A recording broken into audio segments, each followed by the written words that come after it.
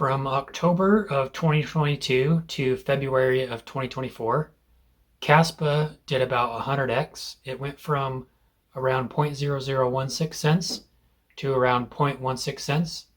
So did that in the course of about 16 months. And I found a new coin here that recently came out that is similar to Kaspa, but has a lot of different areas where it improves upon what Kaspa does. And it's in the same category. So I think this coin has the potential to do a run like Kaspa and potentially do a 50 to 100x this year in the next few months here. So I'm going to talk about what this coin is and how it fits into this category here, the same category that Kaspa, both Kaspa and Bitcoin are in, and why this is an important area. So we'll talk about that. But first of all, hit the like, hit subscribe if you would. It really helps out the channel. So before I dive into this coin, I just wanted to talk about Kaspa and some of the ingredients really that led to the Kaspa run and why it's an important blockchain along with Bitcoin. How Bitcoin, Kaspa is an improvement. A lot of people see that as an improvement on Bitcoin. And then this coin that I'm going to talk about is an improvement on Kaspa. So I'm going to talk about all that, how it fits in. So first of all, the coin I'm going to talk about today and Kaspa and Bitcoin, they're all on proof of work blockchains. And proof of work is important. It's what Bitcoin is. And Bitcoin will never change to proof of stake, I don't believe, because proof of work increases security and it increases decentralization. So proof of work uses energy basically to generate the coins. So you have to have miners to mine the coin, and they're solving complicated transactions in order to mine the Bitcoin on the network. So this has benefits because miners have to invest in equipment, time, and energy in order to mine the blocks of Bitcoin. So you could think of it as it connects it kind of physically to the digital world, right? Through energy, through the creation of energy, through that energy. And Bitcoin and Kaspa, they've never been hacked. And part of the reason is for this is because it would take a lot of energy, a lot of resources, especially Bitcoin with how big it is, to actually take over the Bitcoin network and hack the network. It's too costly for a hacker to do that. So that's why Bitcoin is so secure and so decentralized, is because it uses that energy to mine the coin. And that's really hard to take over a bunch of miners that are putting all that time and energy, money into it. With proof of stake coins like Ethereum and Solana are less decentralized because the main reason is they don't have that proof of work network. They have proof of stake, which just involves people staking their coins, and that's how the network is secured. So rather than mining, setting up a rig and mining, they're just staking it and participating that way. But anybody can really get in on the ground level with Bitcoin and Kaspa.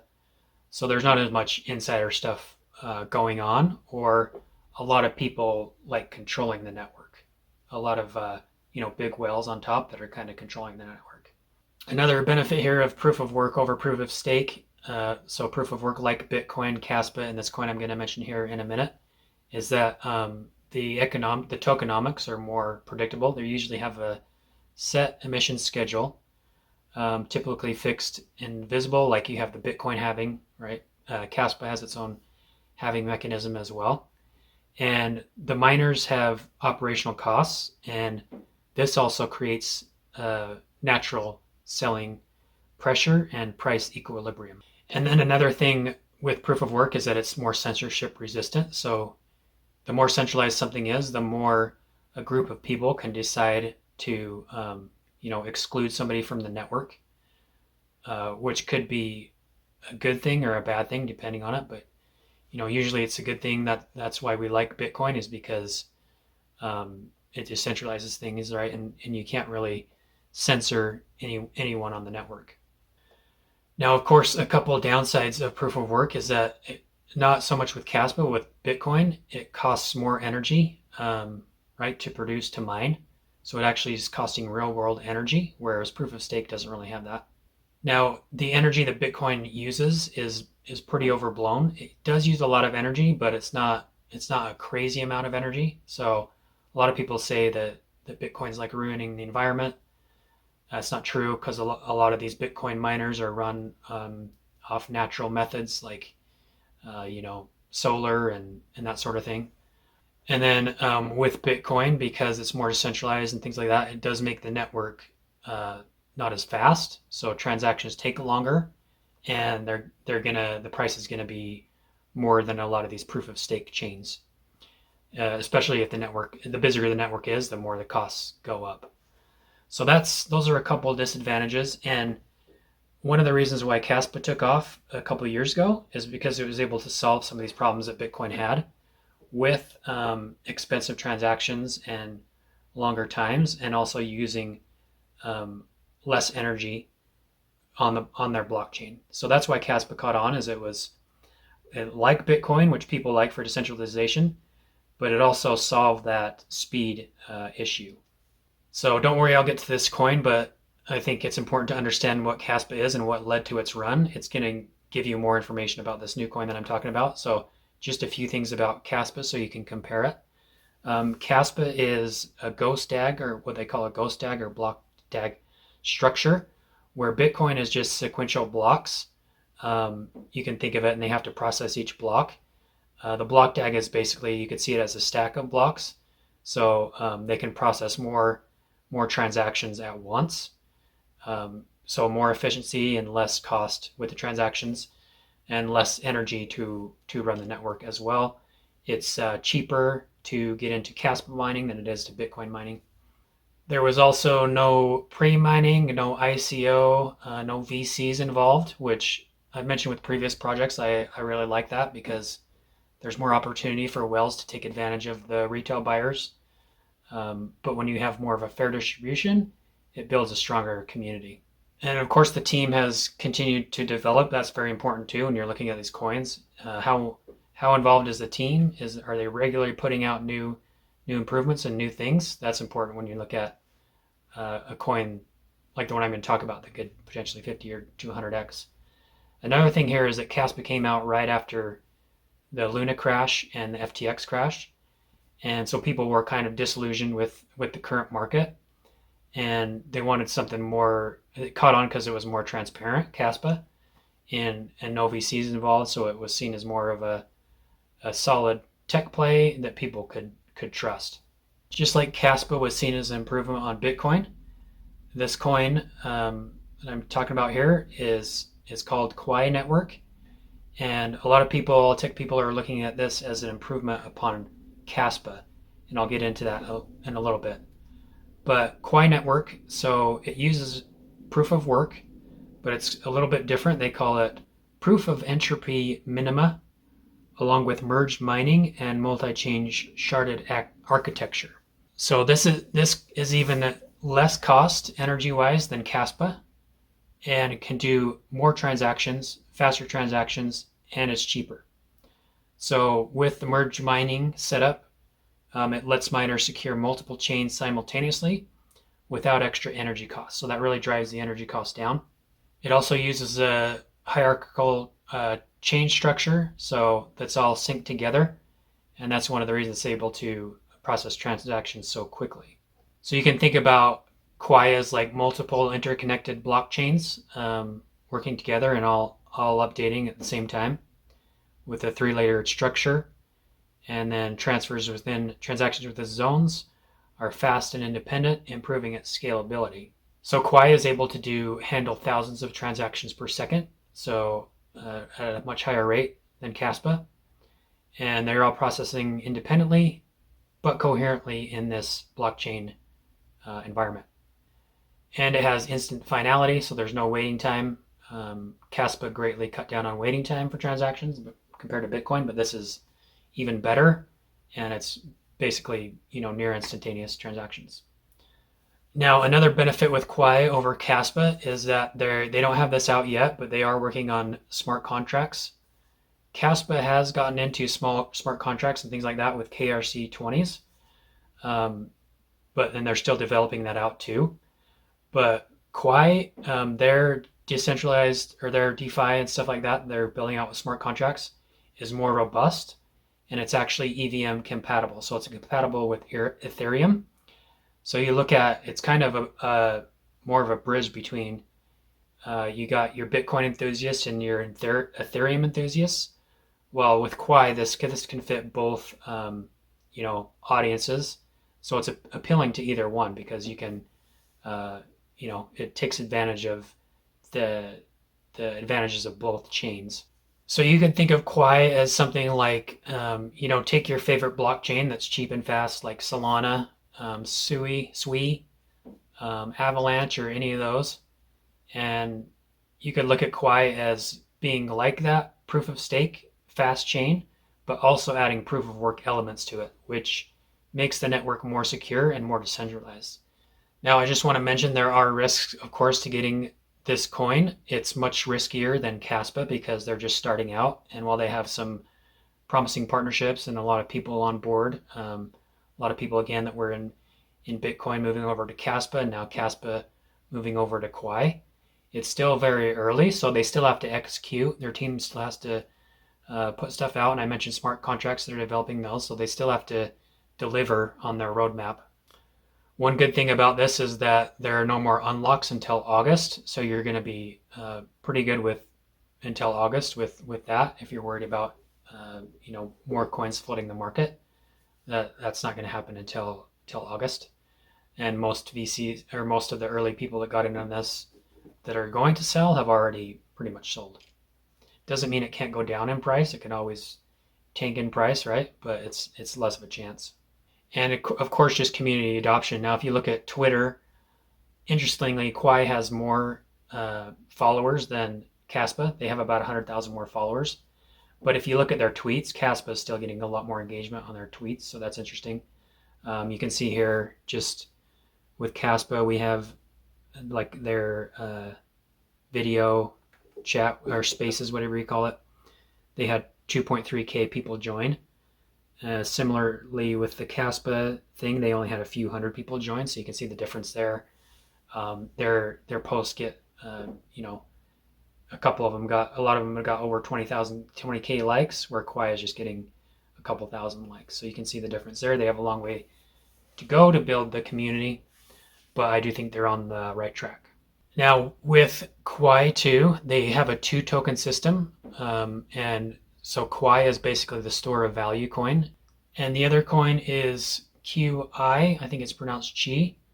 So this is basically an energy-backed coin. It's kind of like a stable coin, but not really, because it tracks the price of energy mining on the network and how much that is costing. So it's basically a reflection of the energy on chain, and that can people mine 𝗏𝗏, the miners, they mine 𝗏𝗏 and Chi.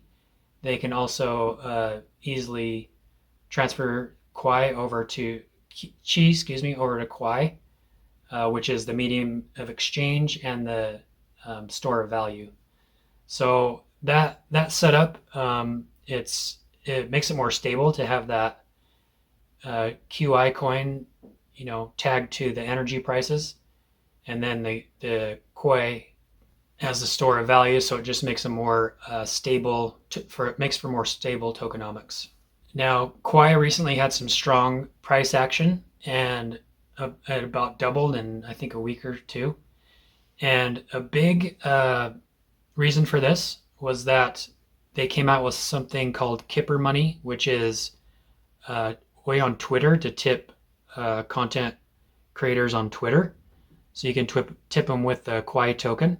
So in this article here, you can see recently launched USA-based smart contracts platform, making a comeback, has pumped over 60% in 2 days. This was after 2 days. And their Kipper money platform allows you to monetize your X content and engage in decentralized tipping.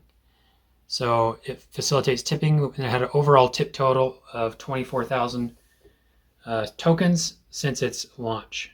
So still a low amount, but growing fast. Kipper Money competes with another one, which is 𝗏𝗏𝗃𝗀𝗃, which has gained a lot of attention lately. It's basically this, similar to that. It also mentions this is a layer 1 scalable proof of work platform that offers ultra fast transactions capable of achieving 50,000 transactions per second with fees less than a penny. So this makes building decentralized apps on the platform relatively cheap. And then getting into some bullish tweets here for some people on X, we have 𝗥𝗲𝗃𝗀𝗃. It says, those who are interested in history and patterns will be interested in 𝗏𝗏 network. ETH and BTC didn't grow overnight as proof of work L1 chains. They passed through a process. 𝗏𝗏 is in the same process, but there is something more interesting about 𝗏𝗏 than ETH or BTC that they never had or will have. And so that is, it's more scalable. It's scalable with 15K again, transactions per second. Programmable. So while ETH is programmable with smart contracts, BTC does not support smart contracts, but 𝗏𝗏 supports them. Now, BTC, of course, does have their own ecosystem with coins you can transfer into, but it's not as robust as this EVM compatible 𝗏𝗏. Stable coins, now ETH and BTC, they don't have a named stable coin attached to their coin, but 𝗏𝗏 does, and this promotes crypto and the cypherpunks value, unlike the others that rely heavily on fiat. And then ETH and BTC doesn't implement or have liquid mined tokens, but 𝗏𝗏 does. LMT mirrors the US bonds market. And dpools, ETH and BTC don't have decentralized pools to ensure there's no room for mining centralization. These are just a few out of the many other features in 𝗏𝗏 network that proof of work ETH doesn't have and current BTC doesn't have. And then from 𝗏𝗏𝗀𝗃𝗁𝗁, who's also bullish on 𝗏𝗏 network, he says, this was a few days ago, he said, 𝗏𝗏 is cooking with heat. Behind the scenes, 𝗏𝗏 miners are burning 1 million a month to secure the network. In other words, they're mining at a loss. They're not selling. This can only mean one thing. They know something is coming, but what? In just 1 week, Kipper, 𝗏𝗏's new tipping app, saw 9,600 tips from 632 users. Meanwhile, 𝗏𝗏𝗃𝗀𝗃 wallet hit 100K installs, and the first 𝗏 mining pool is live, setting the stage for growing DeFi ecosystem. Miners are betting on the long-term value as 𝗏𝗏 rolls out its next phase. Wrapped 𝗏 for DeFi, Lithium DeFi for locked rewards and mining tokens, and BlockPay for geo-targeted payments in Nigeria and Argentina. 𝗏𝗏 isn't just growing, it's gearing up to explode. And then just looking at recent price action, let's take a look at Kaspa first. In the last 60 days, they're up 57%. But if we look at how 𝗏𝗏 compares, it's actually down 20% in the last 60 days. But it did have that big uptick starting a couple of weeks ago. At one point, as I mentioned, it was up 100%, but now over the last 30 days, it's 20%, and the last 14 days, it's up 64%. But the key here is the market cap. So Kaspa has over a $3 billion market cap, so it's a very high market cap already. But 𝗏𝗏 is just a fraction of that at 47 million. So it's basically like 50 times less than what Kaspa is, which means it has more potential for growth, more risk, but more potential for growth. Now, if you want to buy Kaspa, it is a little bit harder to buy, especially if you're in the US. There's no exchange that I know of where you can get it in the US. However, if I'm not saying to do this, but you can use a VPN and get into exchange that way that doesn't require KYC. One of those that doesn't require KYC is LBank, and that's the one that has one of the few that has the most volume for 𝗏𝗏. So I have a link in the description. If you want to get some 𝗏𝗏 tokens, you can sign up for LBank, and there's also a deal there for signing up when you click that link. So if you're interested in getting 𝗏𝗏, you can go there. Eventually, they will have, again, smart contracts coming out, so you'll be able to send money directly to the 𝗏𝗏 chain, which is EVM compatible, and interact with DeFi there. But that's still being built out. So right now, you would need to go into one of those exchanges to get it. Something else to mention here too is that you can download the 𝗏𝗏𝗃𝗀𝗃 wallet, which you can get on your centralized exchange and move 𝗧𝗏 over there, and there are a few apps that you can go into like 𝗧𝗏, but their tokens are limited. There's like an NFT marketplace, but it's just barely starting out, as mentioned, so they don't have really robust, smart contracts and things like that. But they are working on things, and they do have a couple things out. I think that 𝗧𝗏 is a solid coin, again, in that proof of work, and it could really give you some big returns, but again, it is risky. So the rule of thumb is never invest more than 1% of your portfolio especially on a low cap token like this. And something like this, you probably want to even go less, like 0.5 of 1% or less of your total portfolio, just to make sure you don't get wrecked. Another thing you can do is to balance this out, and you could have, like, within your portfolio, you have these proof of work coins. You could see that as a subset portfolio, and you can balance that out with, of course, with Bitcoin, which I think everybody should have most of their money in their portfolio in Bitcoin when it comes to crypto. That's my opinion. But you can get a little more exposure by going with Kaspa, and then you can go even less into 𝗧𝗏. So maybe you do, 80% Kaspa, 20% 𝗧𝗏 with those two coins, or however risky you want to be. But Kaspa is, the more Kaspa you have in there, the less risk it's going to have, and it's going to balance out that riskier asset. So just something to keep in mind there, and thanks for watching, and we'll see you in the next video.